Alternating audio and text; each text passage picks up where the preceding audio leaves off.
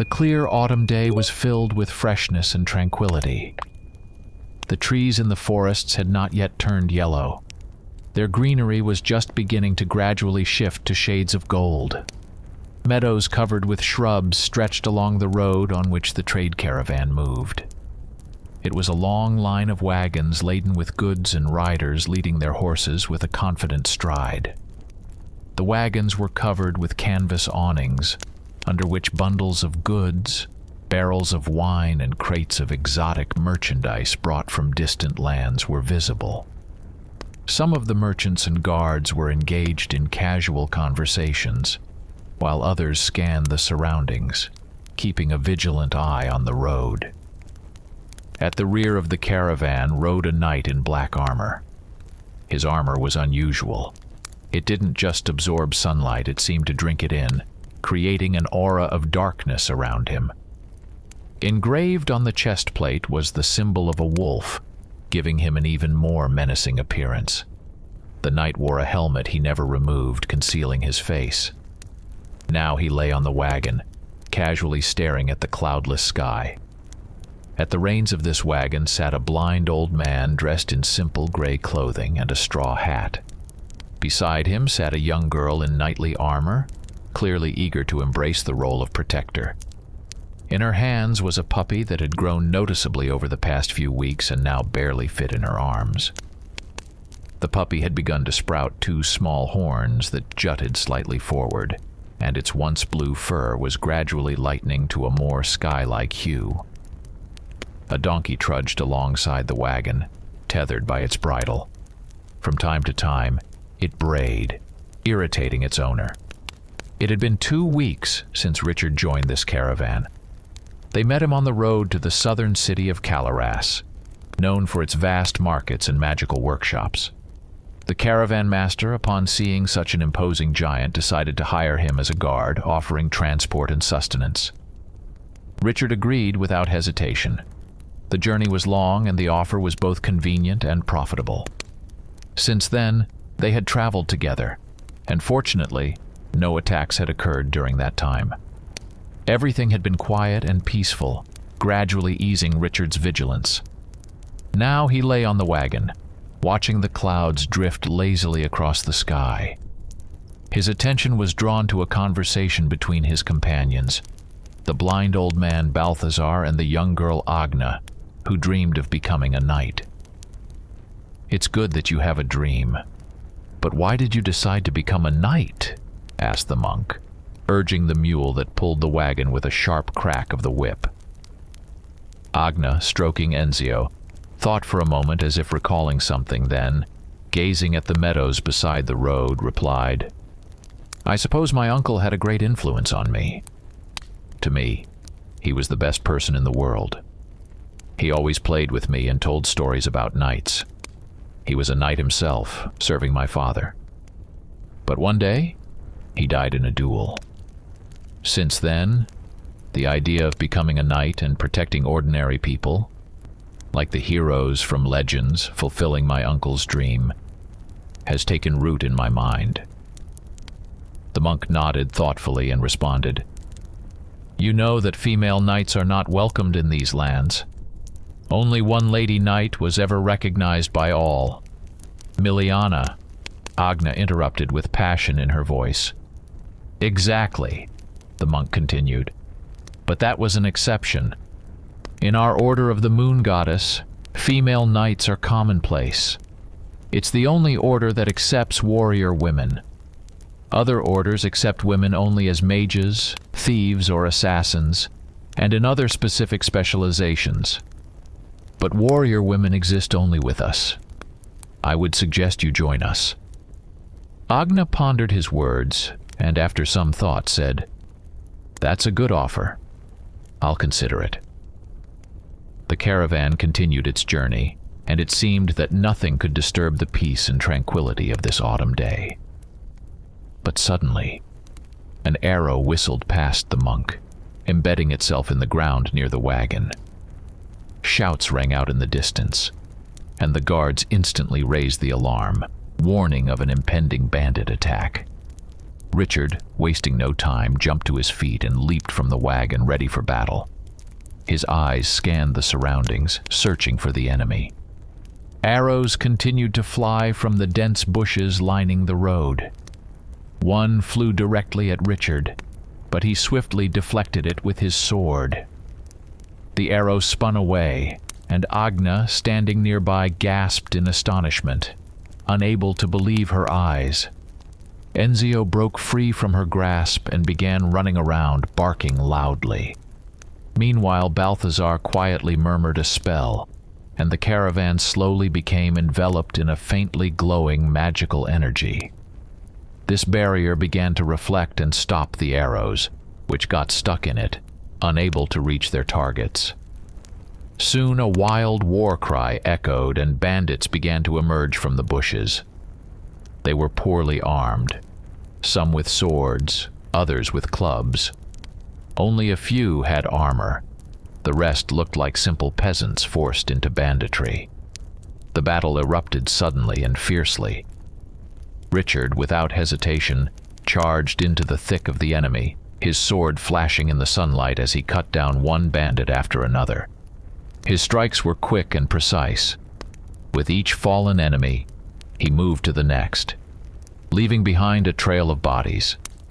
It seemed that no one could match him in this fight. His strength and experience allowed him to easily dispatch the attackers, who clearly hadn't expected to face such a formidable opponent. Inspired by his example, Agna also joined the battle, though with less confidence. Her sword met the blade of a bandit, and she struggled to hold her ground. The bandit was more experienced than she had anticipated, and every move he made forced her to exert all her strength. She blocked his strikes, but each one sent pain through her arms. Seeing her weakness, the bandit became even more aggressive, striking with increasing force. Richard, having just finished off another enemy, noticed that Agna was struggling. Her movements were unsteady, and she was barely holding onto her sword. At the last moment, when the bandit was about to deliver a decisive blow, Enzio bit into the bandit's leg, distracting him. Agna, summoning all her will, delivered a powerful counterstrike that caught the enemy off guard. Her sword pierced his defense, and the bandit collapsed to the ground. Seeing this, Richard felt a sense of relief, but didn't allow himself a moment's rest. He quickly dealt with the remaining bandits, cutting them down one by one. The caravan guards, inspired by his example, fought with renewed energy, and soon no living bandits remained on the battlefield. Agna, breathing heavily, stood over her defeated foe, her hands trembling from the exertion, her sword stained with blood. She glanced at Richard, who had already finished his battle and stood among the fallen enemies, his armor smeared with blood, but his expression remained calm. Agna collapsed to the ground, gasping for breath. Her gaze was fixed on the ground, and it seemed as if she had realized something. Richard heard her whisper quietly, "I'm too weak." She repeated it over and over, as if stuck in a state of self-deprecation. He wanted to approach her to offer words of comfort, but at that moment, the caravan master ran up to him with a frightened look on his face. He was a short, stocky man with thick dark hair that had already begun to show streaks of gray. His round face, usually cheerful and confident, now reflected fear and anxiety. He wore a dark green caftan with silver embroidery, a testament to his wealth, but now his clothes were wrinkled, and he looked flustered. Surveying the battlefield, he shook his head and said, "Hiring you, Sir Richard, was the right decision." He quickly set about instructing his men to help the wounded and drag the bodies of the fallen bandits off the road. The caravan master was clearly shaken, but he tried to maintain composure and act decisively. Meanwhile, Agna stood up, her shoulders slumped, and walked dejectedly toward Balthazar, beginning a quiet conversation with him, as if seeking comfort and understanding. Richard was helping the caravan master and his men when he suddenly felt a strange energy. The air around them grew cold, as if winter had suddenly returned to the region. Looking around, he noticed with alarm that the workers had fallen unconscious where they stood. The caravan master shrank back in fear, his face pale, his hands trembling. Richard felt a chill run down his spine and realized that something terrible was approaching. Something that invoked a primal fear, making the heart stop and the legs go weak. He focused, trying to shake off the eerie sensation, when suddenly he heard the muffled sound of hooves, as if echoing in a vacuum. All the sounds around them disappeared, and it seemed as if death itself was approaching them on its grim steed. Richard looked down the road they had traveled and saw a rider. It was a knight clad in black armor, which, unlike Richard's, reflected everything around him like a dark mirror. A long red cape billowed behind him, adding to his ominous grandeur. His helmet was shaped like a demon's head, with terrifying horns and menacing features. The horse he rode looked like a living skeleton, its ribs visible through its skin, yet it was strong and sturdy. Steam puffed from the horse's nostrils, and its eyes glowed red like two burning coals. The knight rode past the caravan, paying no attention to it, as if they were mere shadows on his path. Richard glanced at Balthazar and saw that the monk was holding Agna, who had fainted. Her face was pale, and her eyes were closed. But even in this state, it seemed she could sense the approach of the dreadful rider. Enzio had hidden behind the wagon, curled up and trembling all over. As the knight passed by them, he briefly turned his head toward the monk, but his gaze was empty, as if he had noticed something insignificant, and he continued on his way, disappearing into the mist. When the rider vanished, Richard couldn't shake the sound of the hooves and the chilling cold that had gripped him. Soon the workers began to regain consciousness, looking around in confusion as if they had woken from a bad dream. Richard approached Balthazar and, seeing that the monk was also shaken, asked, "Who was that?" But Balthazar only shook his head, silently indicating that he did not know. Meanwhile, Agna had regained consciousness in the monk's arms, her eyes filled with confusion and fear, clearly not understanding what had happened. Once the workers had finished their tasks, the caravan continued on its way. Balthazar sat quietly, lost in thought. Silence reigned around them, each traveler absorbed in their own worries. An hour later, they finally saw the city ahead. From a distance, it appeared massive and majestic, despite the light haze that shrouded its walls. The city, perched on hills, was surrounded by a massive stone wall made of light limestone that gleamed brightly in the sunlight. Against the green hills, the city's walls stood out like a great bastion guarding its inhabitants. Scattered around the city were small farms and settlements, with roads leading to the main gates. In the distance, tall towers rose above the city walls, serving both for defense and for observing the surrounding area. In the center of the city, a majestic castle loomed, its towers reaching into the sky. Its walls were adorned with intricate carvings, giving it a noble and ancient appearance. Beyond the castle, the roofs of houses could be seen, arranged in neat rows as if the city had been built with special care for every corner. The city's streets were bustling with activity, filled with people who moved like ants in their anthill. The wind carried the faint hum of city noise, mixed with the smells of smoke, food, and the sea air, as a harbor was nearby. A river flowed through the city, emptying into the sea, creating a natural barrier and providing a vital trade route. When they reached the city gates, the caravan master approached to bid them farewell. His round face had regained its confident expression, and he bowed to Richard. "Thank you for your service," he said warmly. You saved our caravan, and we are indebted to you. If our paths ever cross again, know that the doors of my home will always be open to you." Richard nodded, accepting his words, and replied, "I was glad to help. May your journeys be safe."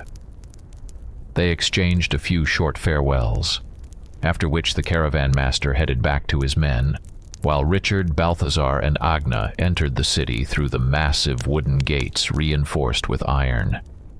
The city greeted them with the hum of the crowd and a lively atmosphere. Everywhere they looked, life was in full swing. The narrow streets were crowded with people, merchants shouting about their goods in the busy markets, residents hurrying about their business, children playing by the fountains, and craftsmen working, repairing wagons and shoeing horses. The air was thick with a mixture of aromas, the smells of roasted meat, fresh bread, spices, and smoke combined to create the unique atmosphere of a southern city. Their goal was to find the mage Arden, who might help Richard lift the curse. But in a city this vast, it was no easy task. Balthazar suggested they search for him at the Mages' Guild. He knew the way, having visited the city many times, and led the way. As they approached the Mage District, the streets began to change in appearance. The narrow alleys widened, and the cobblestones became smoother and more orderly. The buildings here were more imposing, tall stone structures with carved facades and grand arches. Some of the buildings had brightly painted doors with stained glass windows that shimmered with soft light. Magic was felt everywhere. Street lamps burned without any visible source of flame, and in the shop windows one could see floating books and glowing crystals. Walking through the streets, they saw many students and mages dressed in long robes of different colors, symbolizing their specializations. Some stood at the doors of their workshops, discussing complex magical formulas, while others hurried about their business, carrying scrolls or alchemical vials in their hands. The air was filled with the scent of herbs, oils, and something subtly mysterious. The main attraction of the district was the tall tower of the Mages' Guild, which soared above all other buildings.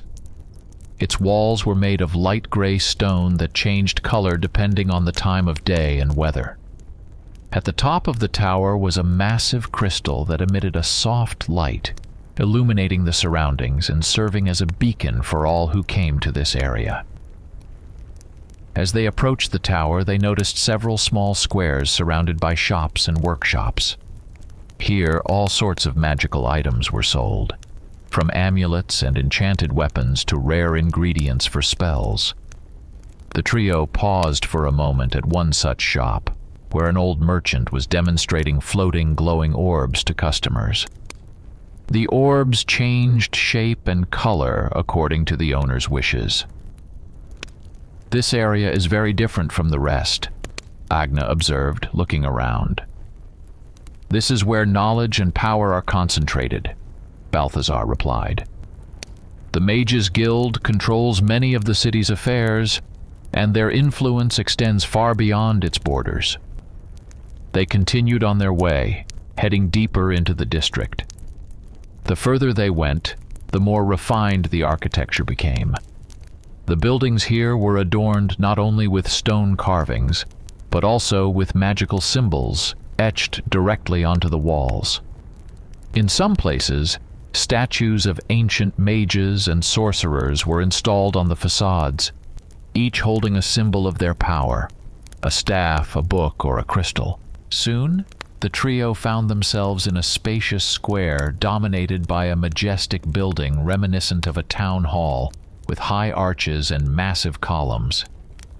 This was the reception hall of the Mages' Guild, the heart of the magical district. All around, people bustled about, each hurrying on their own errands. Mage apprentices with books in hand, couriers quickly delivering scrolls, and senior mages in bright robes discussing magical theories.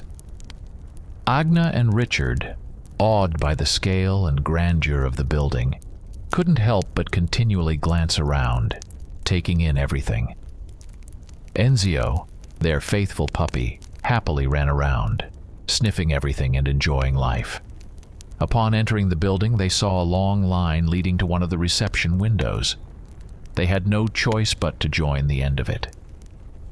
The line moved slowly, and Richard, growing impatient, thought they would be stuck here for a long time. But suddenly an old man in a robe passing by exclaimed loudly, "Balthazar, my old friend, is that you?" The monk instantly recognized him and responded with joy. "Archibald, it's been so long." They embraced warmly and exchanged greetings like old friends who hadn't seen each other in years. Archibald was an elderly mage with a long gray beard, his eyes shining with wisdom and kindness. Beside him stood a young man in glasses and a robe, holding a large book. "What brings you to our lands?" Archibald asked, looking at Balthazar with interest. The monk explained that they had an important matter, and the mage, without further questions, invited them to his office. The young mage, following his mentor, led the trio to a staircase at the edge of the reception hall, leading to the upper floors of the building. They ascended the wide marble steps, which creaked underfoot, and soon found themselves in Archibald's spacious office. The office was decorated with antique furniture, and the walls were lined with shelves filled with books and scrolls. In one corner stood a large table covered with numerous magical artifacts, and in the center of the room hung a crystal ball emitting a soft blue glow. A large window let in light, illuminating the room, with a view of the city outside. Archibald sat behind a massive oak desk and offered Balthazar a seat across from him. Richard remained standing next to Agna. The young assistant stood by Archibald, awaiting his orders. "So, what brings you to our humble abode?" Archibald asked, folding his hands on the table. "We need to speak with the Mage Ardan," Balthazar replied. "Could you tell us how to find him?" The old mage frowned for a moment, thinking, then quietly said, "The thing is, no one has seen him for a long time. We tried looking for him, but all we found was a note in his office saying he was heading north in search of a snow lotus. We haven't heard from him since. You see, Arden was always a troublemaker, constantly blowing things up, bringing in dangerous creatures, causing problems. He never stayed in one place. His absence has been a relief for us, and honestly, no one is in a hurry to find him. What business do you have with him? Maybe I can help out of old friendship?" Archibald offered. "We need advice on lifting a curse," the monk replied. Archibald scratched his head and sighed. Damn, Arden would have been just the one for that. He was an expert in such matters. I know another mage, but he lives to the east in Nocturne. If you'd like, I can give you his address and write a letter of recommendation. Archibald took out parchment and a quill, quickly wrote a letter, and handed it to Balthazar. They reminisced for a short while, sharing memories of old times. After thanking the old mage, they said their goodbyes and left. Richard walked, brooding over how things never seemed to go right the first time. As they were untying their animals at the stables, the young mage who had been with Archibald suddenly approached them. They looked at him in confusion, expecting him to deliver some message from the old mage. However, the young man cautiously looked around, checking to see if anyone was watching them, then whispered, "I know where Arden really is." His words sparked surprise and wariness. The mage gestured for them to follow, and the trio, intrigued by his statement, followed him. Soon they found themselves in a narrow, deserted alley. The mage looked around once more, making sure no one was eavesdropping, and introduced himself. "My name is Jenner. I used to be Arden's assistant. Everyone says he left, but I'm sure he was kidnapped." After these words, he looked intently at the trio, awaiting their reaction. Agna, puzzled by his words, asked, "Why are you so sure?" The young man adjusted his glasses and replied, "A few days before his disappearance, some suspicious people came to see the master. They wanted something from him, argued, and threatened him, but Arden flatly refused to help them.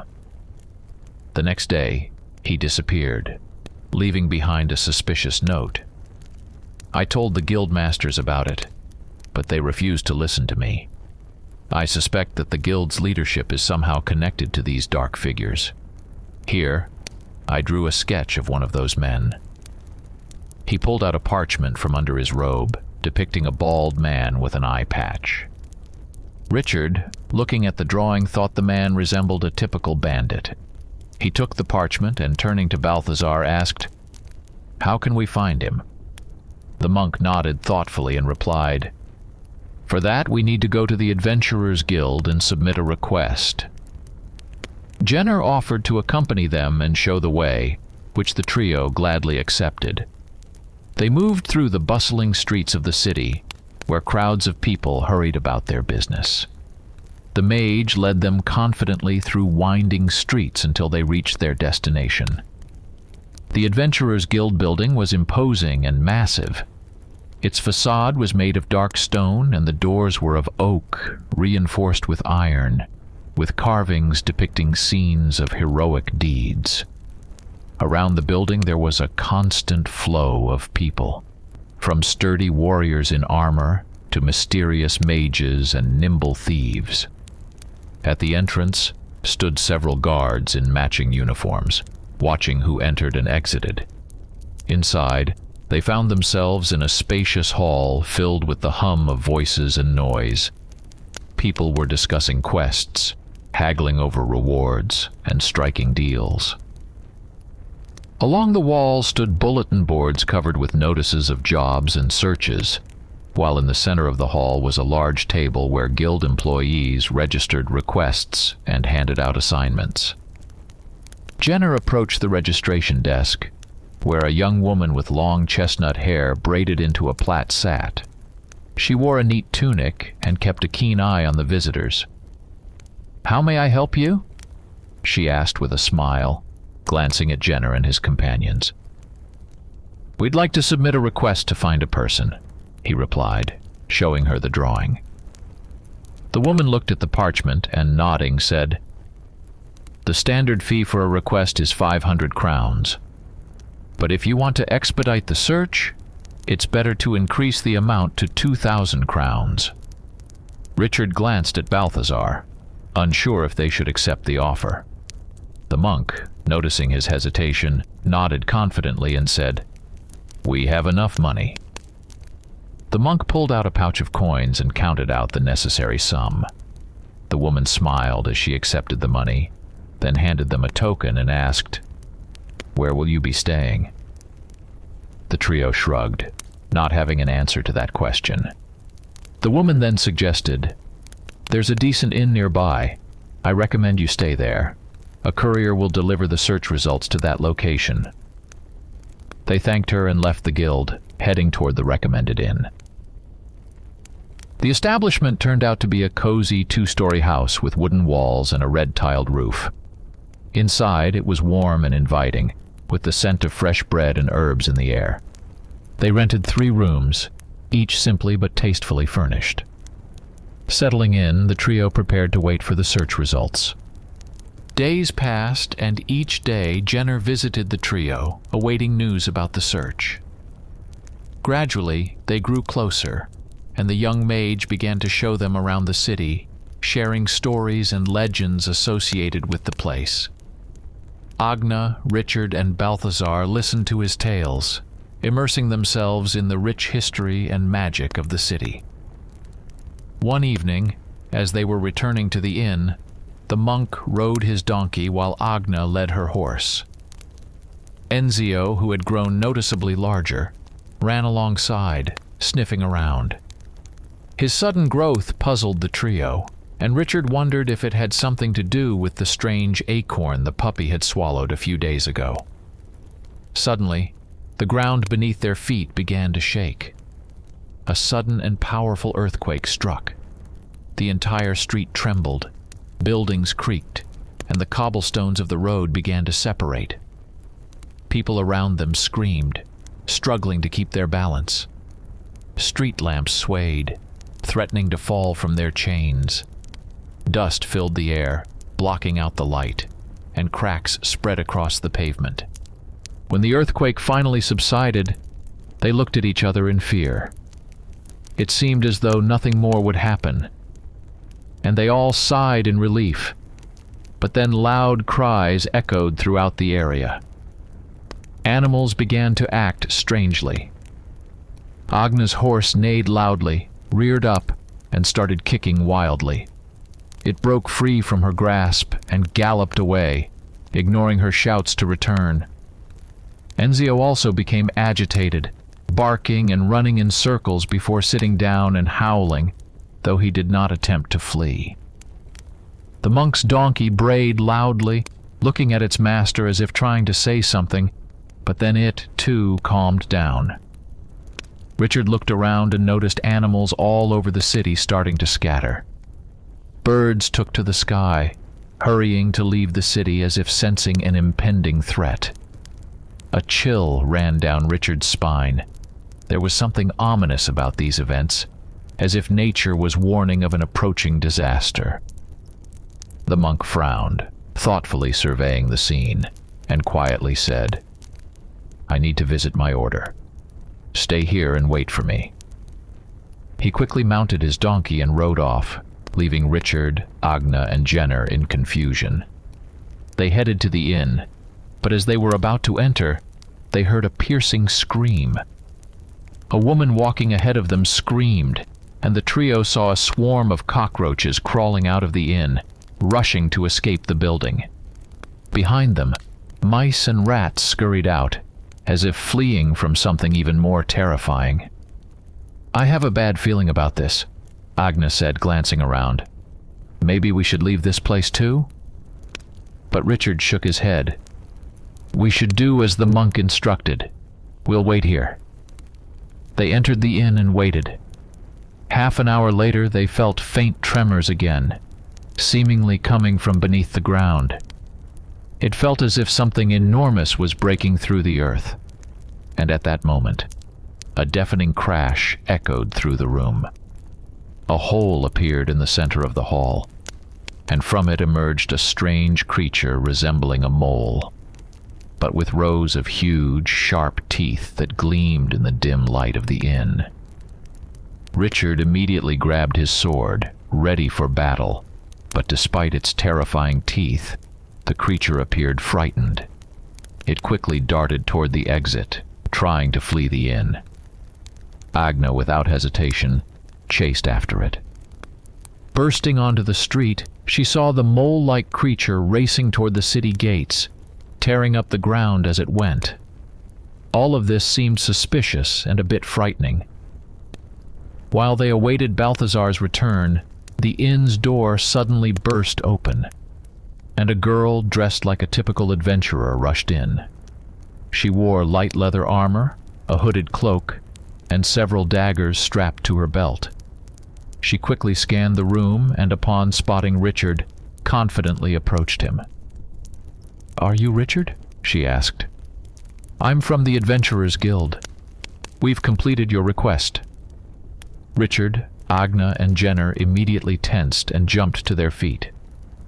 "Lead the way," Richard said without wasting time. They didn't wait for Balthazar's return, and grabbing their belongings, hurried after the girl.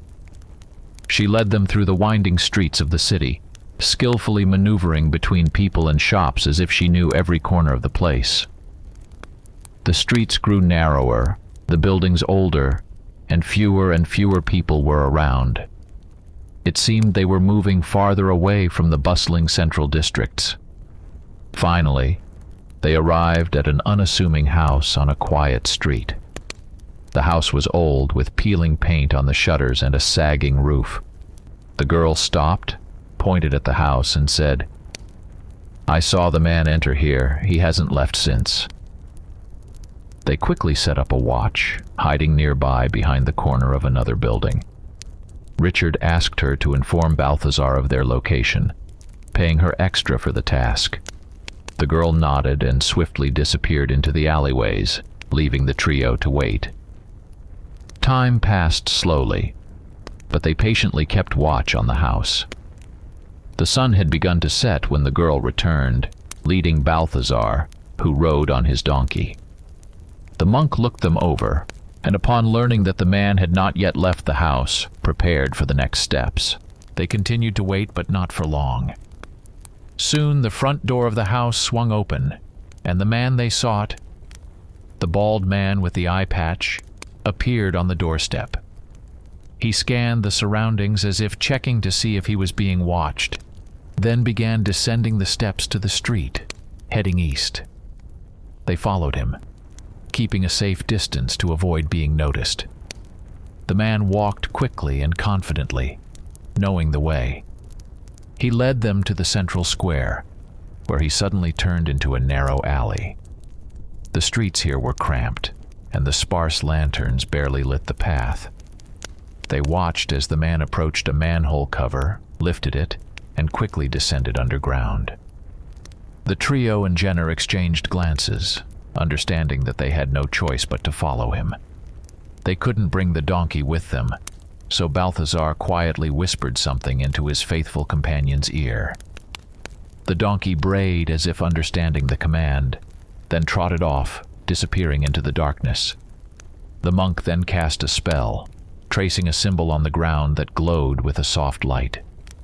After that, he raised his hand skyward, and a magical signal shot into the sky, bursting in a bright flash like a firework. It was a sign for someone that they were there. With that, the trio and Jenner began their descent into the darkness of the sewer. After climbing down the ladder, they found themselves in a grim tunnel, filled with the stench of mold and dampness. The light from Jenner's torch barely cut through the darkness, which seemed to swallow them whole. The tunnel walls were covered in slime, and dirty water trickled along the floor. The sound of dripping water and the rustling of small creatures echoed around them. They carefully followed the man, trying not to make any noise. Soon they reached a fork in the tunnel and noticed that there was another passage leading downward. The man descended and they followed, feeling the darkness and cold deepen around them. After traversing the narrow corridor, they found themselves before an enormous chamber, so vast that its size seemed unreal for an underground structure. The ceiling was so high it vanished into the darkness, and the walls were lined with smooth stone embedded with glowing stones.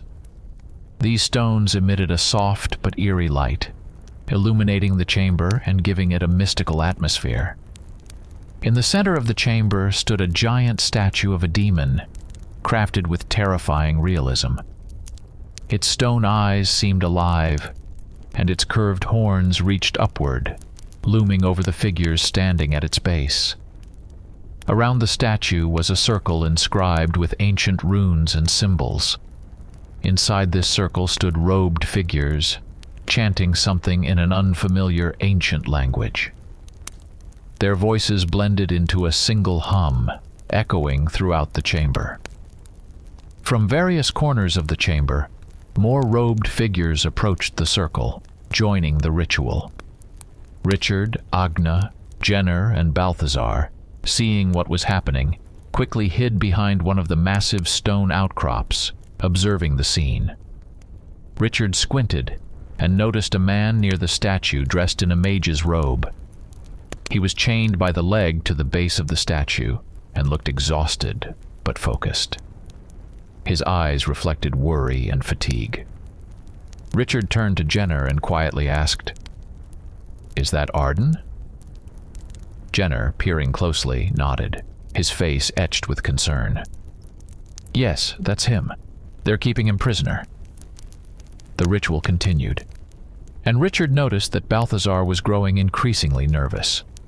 The monk kept glancing around as if expecting something or someone. "What's wrong?" Richard asked, sensing the tension. "Something terrible is happening here," Balthazar whispered.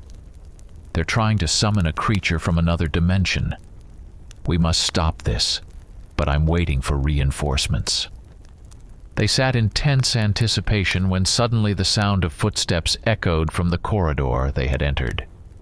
Soon, figures clad in dark robes bearing crescent moon symbols appeared before them. These were members of the Order of the Lunar Night. Leading the group were monks, focused and ready for action, their hands already beginning to shimmer with magical energy. Behind them came knights clad in silvery armor, among whom were women. Each was armed with a sword or spear, their faces resolute, their eyes burning with determination. These warriors were renowned for their bravery and loyalty to the Order, and they were preparing for battle. From the other side of the chamber, another group emerged. From a different passage, members of the Order of the Blazing Light appeared. Their armor gleamed as if made of gold, and the sun symbols on their cloaks reflected the light, dispelling the surrounding darkness. Among them were both knights and monks, armed with staves and swords. This was an order famous for its victories over dark forces, and their presence inspired confidence. As both groups converged in the chamber, the attack began. The monks were the first to act, raising their hands and unleashing powerful magical projectiles toward the cultists. The spells struck the protective barriers that the cultists had started to create with a deafening crash. But under the onslaught of powerful magic, the barriers cracked and shattered. Bright flashes of light illuminated the chamber, revealing the faces of the enemies and turning the darkness into bright day. The knights, not waiting for the end of the magical assault, charged forward with their weapons drawn. They plunged into the thick of the enemies, meeting resistance. But their strength and resolve knew no bounds. The blades of their swords flashed in the magical light, cutting down cultists and knocking them off their feet. The warriors of the Order of the Lunar Night and the Order of the Blazing Light fought side by side, displaying exceptional skill and unity in battle. The cultists, realizing that their ritual was in danger, began to panic, desperately strengthening their defensive barriers and summoning dark forces. But the attack was too overwhelming. The monks continued to bombard them with magical projectiles, breaking each new barrier, while the knights broke through the ranks of enemies, leaving them no chance of escape. Seeing the battle intensify, Richard shouted, "We have to save the mage! Forward!" With those words, he charged into the fray, leading Agna and Jenner. They fought their way through the chaos, cutting down enemies with their weapons. The hooded figures seemed to spring from nowhere, trying to stop them. Richard slashed them down with his sword, advancing until he came face to face with the bald man with the eye patch. Their eyes locked, and the bandit lunged at Richard with a cry. However, Richard, without pausing, struck him down with a powerful blow, sending his body crashing to the ground in a lifeless heap. When they reached Arden, the mage looked at them in surprise. His gaze lingered on Jenner, and he finally recognized his former apprentice. "You came for me," Arden said, looking them over. "But you must stop the ritual quickly. Those 4 around the statue, they're the leaders.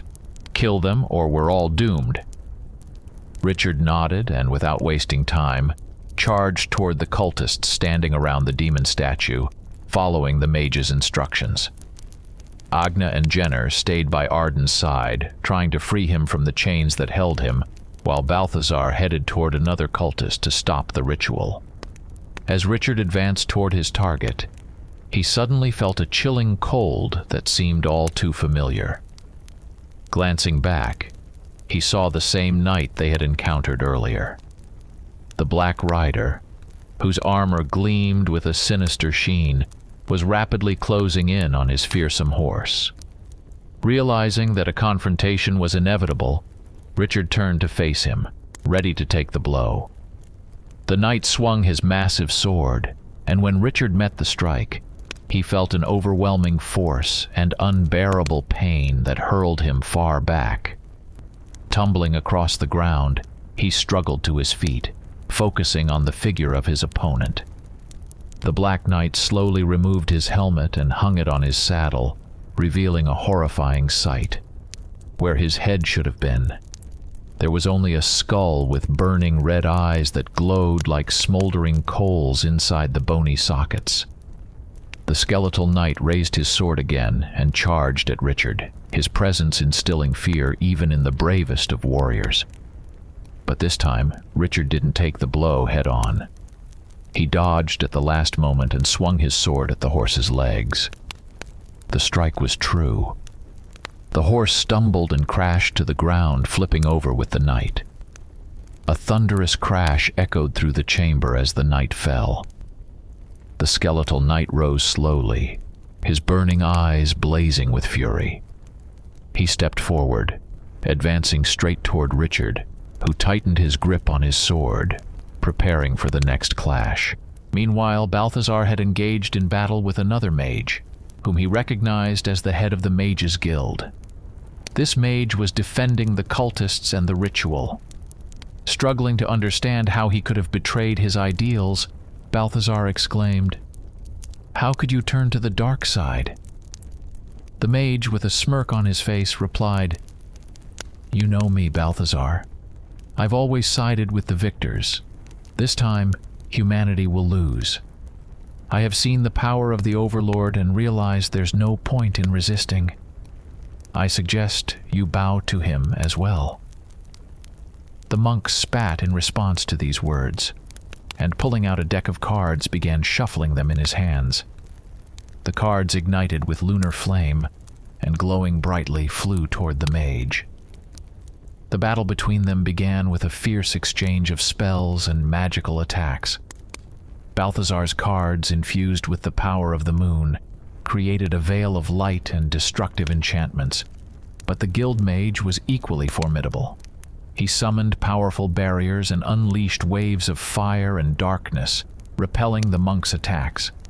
The duel was intense, their powers evenly matched, with neither able to gain the upper hand. Their spells collided, exploding in bright flashes and thunderous roars.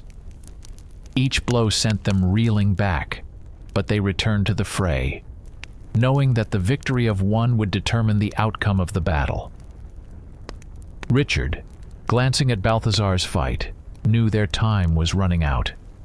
He had to stop the cultists, or the ritual would be completed, and the forces of darkness would consume everything.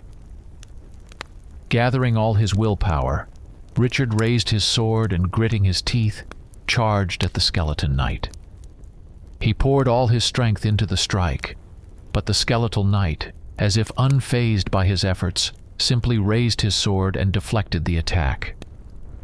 To Richard, it felt as though he had struck a mountain. The difference in their strength was staggering. The impact sent his sword flying from his hands, and Richard staggered, barely keeping his footing. The skeleton knight gave him no respite. His attacks were swift and precise. Richard tried to defend himself, but each blow from his opponent was like a hammer, shattering his defense. The fight dragged on, but Richard's strength waned rapidly, while the skeleton knight seemed to grow faster and more relentless. Every strike left new dents and scratches on Richard's armor, and every clash sent pain shooting through his body. At one point, Richard realized he could no longer continue the fight. His movements slowed. His strikes lost their accuracy. The skeleton, seeing his opponent weakening, took a decisive step forward. He swung his sword with incredible speed and force, and Richard couldn't dodge in time.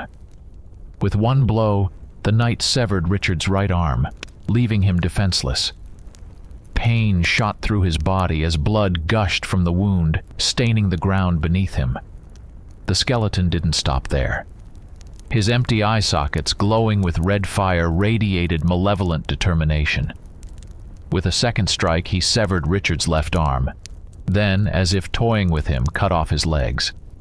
Richard collapsed to the ground, bleeding profusely, barely clinging to consciousness. The pain was unbearable, his mind slipping away, and his body refused to obey.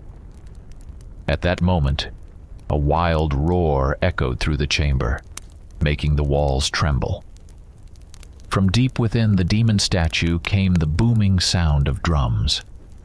The statue, resembling a massive bull with curved horns, came to life. The demon struck its chest with a thunderous blow, and its eyes lit up with a bright, blood-red glow. The chamber was filled with a terrifying aura that made the blood in their veins run cold. Balthazar, seeing this, sighed heavily and whispered, "It's too late."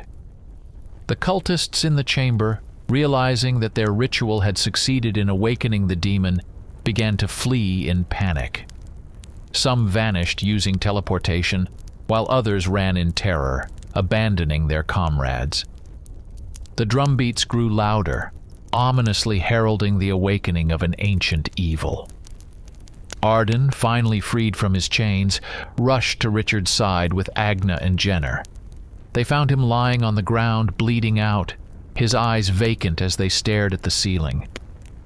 The skeletal knight had already disappeared, leaving behind only destruction and pain. Balthazar approached his wounded friend, his face filled with sorrow. Arden, panicking, shouted that they needed to flee immediately while they still had time. But Richard, mustering his last bit of strength, asked him, "How do I lift the curse?" Agna, desperate, removed Richard's helmet, revealing his wolf-like face to Arden. The mage, shocked by what he saw, paused for a moment, then quietly said, "You must go north, to the Lone Mountain. There lives a dragon named Agnos. He guards an ancient sword that is said to lift any curse. Perhaps that sword can help you." Hearing these words, Richard felt a faint spark of hope. But his strength was fading, and the world around him began to dim. Agna, with trembling hands, held him close, feeling the life slipping away from his body. Balthazar, surveying the chamber and noticing Richard's severed limbs, wasted no time. He ordered Agna and Jenner to retrieve them. Though they didn't understand his intent, they hurried to follow his instructions. The monk concentrated, uttering an ancient incantation, and carefully placed Richard's limbs back where they belonged. Agna and Jenner watched in disbelief as something miraculous happened. Richard's limbs began to reattach to his body, muscles and bones rapidly regenerating, and his skin healed as if the wounds had never existed. Within minutes, Richard's body was whole again. Richard, regaining his senses, raised his hand and examined it in astonishment, unable to believe what had happened. He remembered his extraordinary regenerative ability, which had saved him in battles before, but now it had manifested in full force. His mind struggled to process what had just occurred, but there was no time for reflection. As the drumming intensified, echoing dully in their hearts, the demon, still pounding its chest, gradually took on a sinister red hue. Its body glowed with a bright, bloody light, and it seemed as though it could break free from its stone prison at any moment.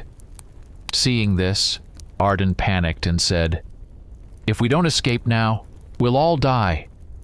I only have enough mana left to teleport one person." His gaze shifted from Jenner to Richard, and with a pained expression he added, "Take care of my apprentice." With those words, he disappeared in a flash of teleportation, leaving the others to face their fate. Richard, barely standing, looked at Balthazar and asked, "What do we do?" The monk wasted no time. He quickly commanded his warriors and monks of the Order of the Lunar Night to gather around. They formed a circle, raising their hands and chanting incantations. On the other side of the chamber, the knights and monks of the Order of the Blazing Light did the same. the air filled with magical energy, and the words of the spells blended into a single stream that made the ground beneath them vibrate. When the spells were completed, a bright flash erupted, and in the next instant, they were all enveloped in a blinding light. The space around them contracted, then expanded again, and they were transported away from the chamber. They found themselves outside in the open air. A cold wind blew around them, and it was already deep into the night. The air was fresh, filled with the scent of grass. In the distance, the lights of the city could be seen, its silhouettes fading into the twilight. The group stood on a hill overlooking the city. They had been saved, but the realization of what had just happened had yet to sink in. Agna, Jenner, and Richard, breathing heavily, stood next to Balthazar, looking around in shock. Suddenly, without warning, a deafening explosion shook the ground beneath them. They all instinctively turned toward the city and saw an enormous wave of red energy spreading out, consuming everything in its path. The shock wave reached them in an instant, hitting them with a powerful gust of wind that knocked them off their feet. They fell to the ground, shielding themselves with their arms, trying to protect themselves from the invisible threat. When they finally dared to lift their heads, they were met with a horrifying sight.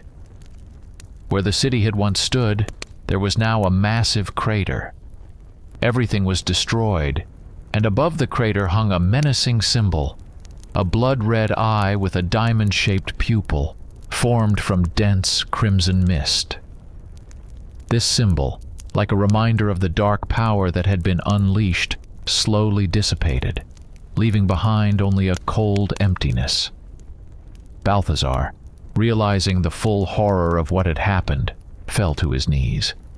His face contorted with pain and sorrow as he understood that all the city's inhabitants had perished in the terrible explosion. In a hollow voice, as if making a vow, he muttered, "This is the beginning of war." Richard, still kneeling, was in shock.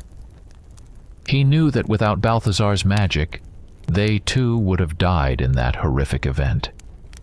Jenner, who had fallen nearby, was weeping, mourning the friends and comrades he had lost in the city. Agna clutched Enzio tightly, the pup whimpering softly, sensing the horror and grief that enveloped everyone around him. It was a devastating blow, and no one knew how humanity would recover from it. For a while they sat in silence, watching what remained of the city. Thoughts of what they could have done differently swirled in their minds, but it no longer mattered. The lives of hundreds had been erased in an instant, and they were left as helpless witnesses to the catastrophe. Suddenly the silence was broken by a familiar cry. It was the donkey, joyfully running toward them, wagging its tail as if nothing had happened. As he quickly approached, his unexpected appearance brought an involuntary smile to everyone's face. Balthazar, seeing his faithful companion, called out, "King, over here!" These words surprised Richard and Agna, as it was the first time the monk had revealed the donkey's name. The name King startled them all, but in this grim setting it brought a bit of light and warmth. The donkey trotted up to Balthazar, jumping around happily and shaking his head as if trying to cheer up his master. Balthazar, climbing onto the donkey's back, said, "We need to go." "But where?" Agna asked, her voice still trembling. "We head north, in search of the sword," the monk replied, his voice filled with determination. "But first, we'll stop in Amelia. The main temple of the moon goddess is there. We must visit it on the way." Richard looked at Balthazar and understood that the old man was not only concerned about the fate of the world, but also about him. He nodded, agreeing with the plan, and tightened his grip on his sword. They cast one last look at the place where the city had once stood, and, filled with resolve and sorrow, set off on their journey, knowing that new trials and battles awaited them ahead.